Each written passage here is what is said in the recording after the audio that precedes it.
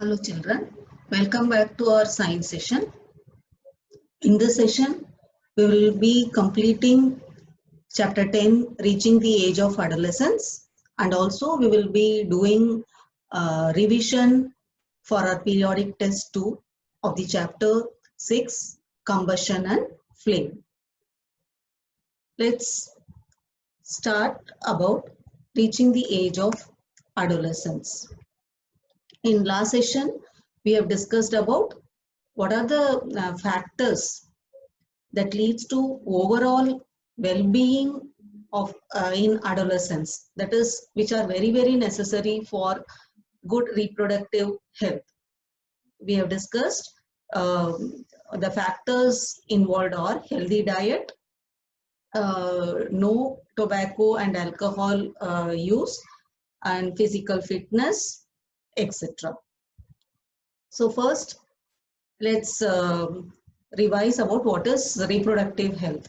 The physical and mental well-being of an individual is regarded as individual's health. Health in the sense it includes both physical and mental health. To keep our body healthy, we at any age, we need to have balanced diet. And what is balanced diet? The diet which includes all the constituent like carbohydrate, proteins, fats, vitamins, minerals in an adequate quantity. And other than this balanced diet, we also have should have personal hygiene, and we have to have adequate physical exercise. And so during adolescence, these all become very essential because adolescent age, the growth of a body is more. So for that, we have to have all these factors. Now, we have discussed about nutritional needs of adolescence. As we know that adolescence is a stage where rapid growth and development occur. Hence, the diet of adolescent has to be carefully planned. So they have to have balanced diet, and also they have balanced diet that includes all the constituent in an adequate or requisite proportions. So actually our Indian meal, which includes roti, rice, dal, pulses, these are all which have enough carbohydrates, proteins, and vegetables. Vegetables have enough vitamins and minerals. So we have, this is a balanced meal. And other than this, milk itself is a balanced food. And fruits also, they provide nourishment. And then we have discussed about what are all the food items which have major nutrients. This food items such as pulses and nuts, they are rich in proteins, which are essential for growth and repair of body cells. Then fruits like oranges and gooseberry, that is amla, rich in vitamin C, which keeps the body healthy and provide us, protect us from diseases. And sugar, as well as the sweet, bajra, this and all, the roti, what we make from that, which are rich in carbohydrates, they provide enough energy. And we include oils in our diet, which are rich in fats, they also provide energy. And vegetables, which are rich in vitamins and minerals, which protect us from diseases. And then we should have personal hygiene. So how we'll maintain our personal hygiene? Everyone, we should have bath at least once every day. So it is very necessary for teenagers, that is adolescents, because they have an increased activity of sweat glands. So because of this, they make the body smelly. All the parts of our body should be washed and cleaned every day. If cleanliness is maintained, so there will be no catching of bacterial infection. And girls, especially during their menstrual time, they have to take special care of cleanliness. They should keep track of menstrual cycle, and they should be prepared before their menstruation. And so The personal hygiene plays an important role in maintaining mental and physical well-being of adolescents. Whatever factors, ways, we have to maintain our personal hygiene, are having bath daily, because sweat glands and oil glands, they secrete high amounts of sweat and oil in the skin, which leads to bad odor. Maintaining cleanliness of the body, as there is a chance of getting bacterial infection. And females, we should take note of menstrual cycle and prepare ourselves accordingly. And now about physical exercise. Walking and playing in fresh air keeps the body fit and healthy. So all young boys and girls, they have to should take walks, exercise and play outdoor games. And exercising, they not only keep the body fit, but also it helps in relieving stress and maintaining mental well-being. Therefore, adolescents should involve in sports, exercises, walking, cycling, and other physical activities. And the next important factor is we should say no to drugs. Adolescents, as adolescents undergo different changes in the mind and body, because of this, they may feel little uneasiness sometimes. But adolescents, they should understand that this is a natural process and they should not be worried about it. But many times the adolescents are fooled by others by saying that taking drugs would bring relief to them. But we should not believe in them, and we should always say no to that, because taking drugs can be dangerous for our health. So drugs should be taken, drugs that is sometimes medicines, it should be taken only if the doctor prescribed them. Otherwise, we should not take any medicines, that is drugs. This is because sometimes taking medicines, drugs are also addictive. And once a person take them, they feel like taking them again and again.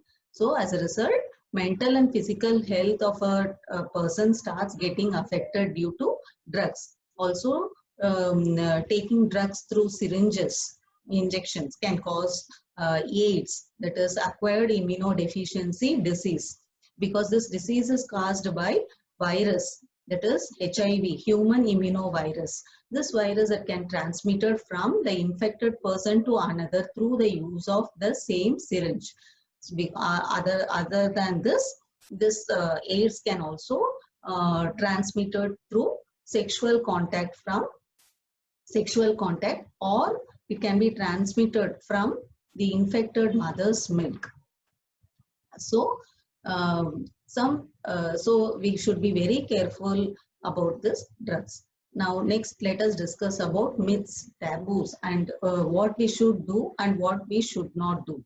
And as we have learned about scientific facts related to human reproduction, isn't it? In last chapter, reproduction in animals, we have learned how reproduction happens in human being.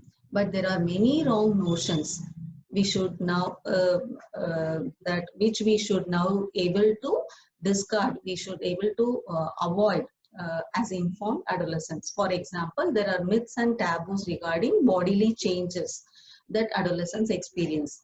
Well, some of them are myths and facts, that is, a girl becomes pregnant if she looks at boys during menstruation, or the mother is responsible for the sex of her child, because we know that all the female, we have a pair, that is sex chromosome or XX chromosome, but only father carries XY chromosomes, which decides the sex of the child. But what is the myth? Mother is responsible for the sex of a child. And some myth, that is, a girl should not be allowed to work in the kitchen during menstruation. So we may come across many other myths and taboos, but we should not follow them. We should discard them. Okay, children. Now we have completed the chapter reaching the age of adolescence. Now let's do some revision for our chapter 6, combustion and flame, for our periodic test. That is, which one of the following gases is used in combustion? Now, we know that combustion, that is for burning, which is essential? Oxygen. So hydrogen, oxygen, nitrogen, carbon dioxide. These are the options given. So we have to select the correct option, which of the gas is used for combustion, that is oxygen. Now next, the burning of LPG is an example of rapid combustion, spontaneous combustion, slow combustion, and explosion. These are different types of combustion. So LPG is an example of rapid combustion. Then the amount of heat energy produced on a complete combustion of 1 kg of fuel is called, that is calorific value, isn't it? So what is calorific value? How much amount of energy is produced by a complete combustion of 1 kilogram of a fuel is called calorific value. So the answer is calorific value. And what is the unit, SI unit for calorific value? That is joules per kilogram. Which zone represents the partial combustion in candle flame? Children, we have to learn the different parts of a flame of a candle. Got that? So which zone represent partial combustion? Outer zone, middle zone, inner zone, lower zone. It is middle zone represents partial combustion. Then we have just now discussed about the amount of energy, heat energy produced in complete combustion of 1 kg of fuel is called calorific value. Now, what is the main chemical component present in the striking surface of a matchbox? For like this type of question, we should be very careful whether the chemical component is asked for the striking surface or the tip of the matchstick. Here, striking surface is asked. Striking surface, it has phosphorus. Got it? So, this what is the main chemical component present in striking surface? Phosphorus. Then the color of, what is the color of the outer zone? It is blue. So we should know about all the 3 zones of candle flame, about its color, whether about it combustion, this type, everything we should learn. So the color of the outer zone of a candle flame is blue color. Now this type of activity based questions, that is we have discussed, we have the 2 cups of paper cups are shown in the figure by holding a sheet of paper, and we have to pour 50 ml of water in one of the cup. Got it? And we heat both the cups separately with a candle. So once we have to make 2 paper cups. In one of the paper cup we have taken water, and if you heat both the cups separately with a candle as shown in the figure. See, in first figure here water is mentioned, and in next figure here only paper cup. So here both the cups are if you heat separately, what can you observe? Here we can observe that only the empty cup, paper cup, which doesn't have any water, they burn immediately. And why the cup with water does not burn? Because the water present in it, it will not allow the paper to reach its ignition temperature. So for substance to burn, what should you have? That substance should reach its ignition temperature. So the water, it makes the paper cool. It will not reach the paper to reach its ignition temperature. So here the cup, paper cup, even though the cup is made of paper, if water is there, that cup paper will not get burned because water will not allow to reach the paper to its ignition temperature. So that reason you have to select. Now next activity is light. This we have to light a candle, and here the glass tube.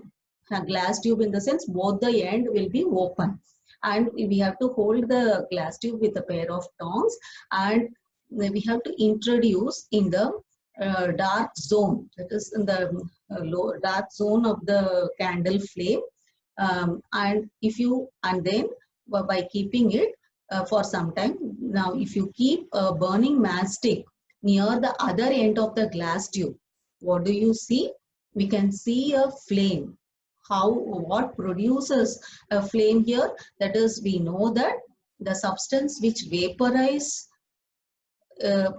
have flame, isn't it? Here wax, when it burns, it vaporizes. That is why candle has flame. All the combustible substances do not form flame, isn't it? The substance which vaporize, they only form flame. Here as wax is vaporizing, it enters through the glass tube through the other end. So that vapor, when you keep the burning matchstick near the other end, it produces flame. So here, this type of questions, options will be given. You have to select the correct option according to the question asked. Okay, children, and we'll stop our session here. We will continue our revision of the same chapter in our next session. Thank you.